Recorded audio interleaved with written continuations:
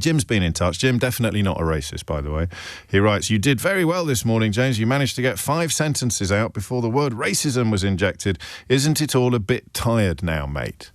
And it occurred to me that Jim won't be alone. There will be... In fact, should we play the history game with Jim? I may have a little look at the history of the text that he sent to the programme in a moment, just to get an indication of exactly where he's coming from. Because there are 2 stories in the news today, or in the news this week. One is looking at the Metropolitan Police and the, once again, inalienable evidence that anti-black discrimination is systemic. This looks at leadership, governance, culture, and concludes that racial harm was maintained through a repeated institutional sequence, to which Jim's response is, "So what? They're black. Tell them to get over it. Get the chip off their shoulder. Stop playing the race card."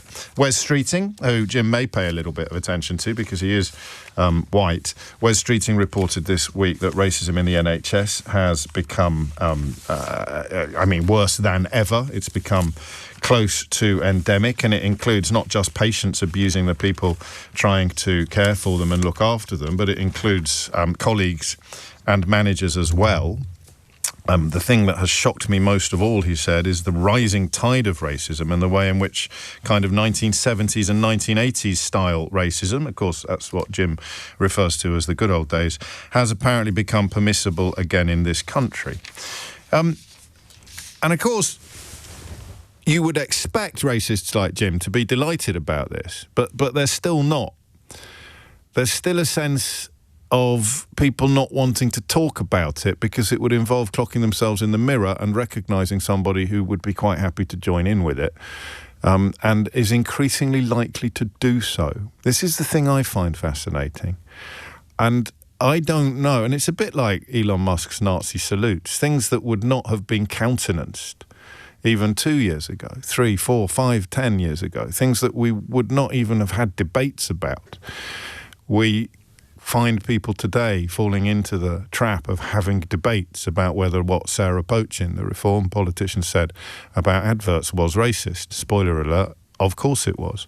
Whether what Dominic Cummings said on social media last night about David Lammy is racist. Spoiler alert, of course it is. And you catch everybody having debates, really. I know it sometimes makes me sound a bit holier than thou, but it's as if you have swallowed a style guide. We only know how to approach subjects by turning them into debates. What was the other big example? I mean, there have been quite a few absolutely grandstand examples of public racism, which people from the BBC onwards have engaged in, and which have debates about whether or not it is actually racist. So it's not racist to complain about the number of black faces in Handsworth. That was honest Bob Jenrick, of course. It's not racist to complain about the number of black faces in adverts. That was the Reform UK woman, of course. There's a Conservative councillor who appears to have resigned after posting on Facebook something that is avowedly racist. But you have to recognise the existence. You have to remember the existence of people like Jim. Because I'm going to tell you a little bit about white privilege now, if I may. I read a text like that from Jim, and a little bit of me, a tiny little bit of me, goes, do you know, maybe we do a little bit too much. I mean, other days I think we don't do anything like enough. Institutional racism being on the rise, this lurch back to 1970s standards of bigotry and viciousness, are, of course, among the topics that you sort of think you should be talking about every day. But, this is a commercial radio station. And if you respond to yet more evidence of societal racism with a shrug or with a roll of the eyes or with a little sense that it is something that's getting too much attention, then you, I think, are... if I find myself harbouring those feelings, I'm demonstrating what white privilege is. It's the kind of thing that says, well, obviously if it was me that was being discriminated against by the police and the National Health Service. Let's say that again. Not just by Jim or by, Billy Bunch of numbers on social media, or even perhaps by the richest man in the world. If I was being if I lived in a country where the two institutions designed to protect my health and to protect my safety were becoming petri dishes of weapons-grade racism, I would find that very, very important. But of course, if you're not in the catchment area, if you're not in the crosshairs, if you're not from an ethnic minority, then you don't care as much because you're not being targeted. And listen, that's not a criticism. If I punch you in the face, it's going to hurt a lot more than if I punch Keith in the face. However much you love Keith, or let's do it the other way around. If Keith punches me in the face, right, you might be outraged, you might be disgusted, you might be heartbroken on my behalf. But if he punches you in the face, you're going to care even more. You just are, in that moment. It might, as the dust settles, change, and you might think, no, I'm glad you punched me in the face because that means that James's beautiful features are untouched. Or I'm glad that you punched me in the face because he's been punched in the face 10 times already this week, and frankly, that's not fair. So you see what I mean? If you're not in the crosshairs, if you're not in the target area, then you have a different relationship with discrimination, with racism, compared to the people who do. But that's the thing you need to stop and recognise, isn't it? The thing you need to stop and realise is that if you lived in a country, if you paid your taxes in a country, if you had been born in a country, if you are dedicated to this country, if you are free to serve in the armed forces or join the police or work in the NHS in your country, in your home. I was listening to Massive Attack this morning, and sometimes a line just grabs you, doesn't it? It reaches back from 30 years ago and slaps you around the chops. It's a line in the, I forget which track it is, on the first Massive Attack album, Upbringing English, Background Caribbean. And now you've got people in public life who would dispute their right to use the word English in that context, including Suella Braverman. Do you know, listening to Massive Attack back in the early 90s, I don't think it would have entered my head that anybody would ever have a problem with a black British man describing himself as upbringing English, background Caribbean. Now you've got former cabinet ministers who've not just got a problem with it, they're making a career out of trumpeting how big a problem they have. If you lived in a country where the institution charged with protecting you was full of discrimination against people like you, and the institution charged with caring for you when you need it most, when you are ill or vulnerable or injured, was a place of increasingly endemic racism, how much would you care? I'm frightened of going to hospital in case I get called. I'm frightened of going to work in a hospital in case I get called the N-word by a patient again.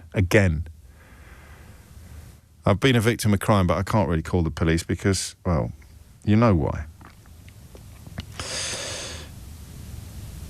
And that's why it matters, Jimbo. That's why you have to talk about it, mate. Because that's what human beings do.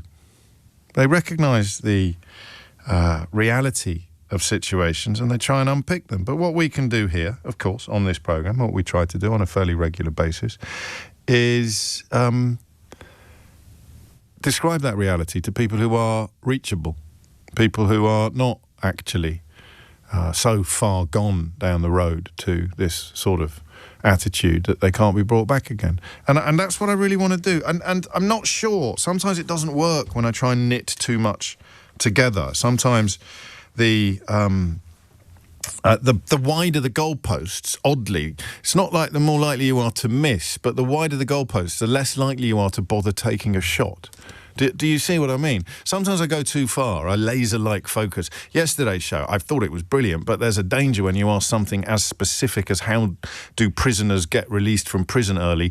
Only call me if you know. Only call me if you've been in that chain of command. Happily, with the first call notwithstanding, happily it worked very, very well. But it might not have done. Do you see what I mean? Sometimes we zone in together on a question so acute and so specific that you are really potentially setting yourself up for a bit of a disaster. And of course, at the other end of that extremity, the other end of that is when you ask a question that is too big. So give me a call and tell me about racism in the NHS and racism in the Metropolitan Police can be a little bit too broad, so you sort of think, oh, I don't need to. And oddly enough, that's when I end up getting hung out to dry. So I'm going to put the NHS story to one side for now, because it broke earlier in the week. We talked about it a bit when it did. And I'm going to turn your attention instead to the racial harm that the Metropolitan Police inflicts on black people being institutionally defended. And it is about the leadership and the culture within the Metropolitan Police protecting the force from real change. This is an internal review published today, drawing on internal documents and evidence, and the Met has responded by accepting long-standing evidence of racism and discrimination within the force. And what the rest of us need to do is work out, I think, two things. The first is what we mean by institutional. It's a word that the current Metropolitan Commissioner, Sir Mark Rowley, has refused to use. He refuses to use the word institutional. He has explained himself, and it is not a difficult position to understand. He thinks that if you describe the Metropolitan Police as institutionally racist, then everybody in it will feel that they are being labelled as racist, to which my response would be, well, explain what it actually means then, which is what I'm going to ask you to do. What is it? 0345 6060 973 is the number you need. What is the difference between someone shouting racist abuse in a canteen or on a street corner or at a colleague and institutionally defended racism? I want you to tell me that, okay? Hit the numbers now, you will get through. 0345 6060 973. The difference, if you like, between bad apples and a rotten barrel. So I have on occasion been required to work with racists, but I have never had to work for a racist organisation. I have never had to work for an institutionally racist organisation. So I can highlight pretty much what the difference is. The difference between a bad apple and a rotten barrel. And you might think, no, you can't, James, because if you're working with people who are racist, then you're working for a racist institution. But I'm not, you see. Because there are plenty of people in the Metropolitan Police who are not racist, but there is an institutional problem with defending racism. Describe that to me. 0345 6060 973, if you can. The difference, the definition, the meaning of the word institutional. I think that's probably our starting point, actually. I don't know that we need anything else this morning. Except, of course, for a question that I think you can probably only answer if you're on the receiving end of this sort of behaviour. What does it do to you to know that your treatment by, reception from, the Metropolitan Police will be different from mine? And Jim's, Jim the racist, it will be different from mine because I'm white. How does it change your relationship with the police when you know that they are institutionally racist? So I want to work on what the word institutional means in this context. Everyone can have a crack at that, but you probably need to be part of the target groups to answer the second question. What does it do? Tell me how your reaction to the word police, the institution police, the meaning, how is it going to be different from mine because of what you know, what we all know, but which some people, like Jim, are either very keen to deny or to pretend doesn't matter.